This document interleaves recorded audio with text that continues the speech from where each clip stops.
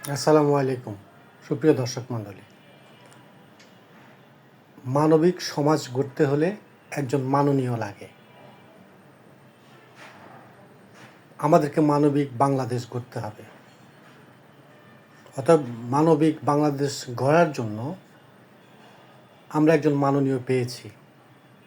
তিনি হচ্ছেন ডক্টর মোহাম্মদ ইউনূস। গত ৮ মাসে ওনার সার্বিক সিদ্ধান্ত এবং কর্মকাণ্ডে সেটার সুফল দেশের মানুষ প্রতি মুহূর্তে পাচ্ছে।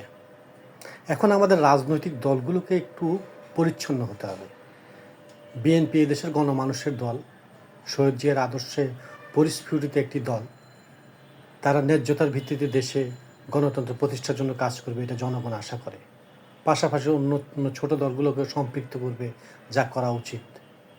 সবাইকে এটা মনে রাখতে হবে।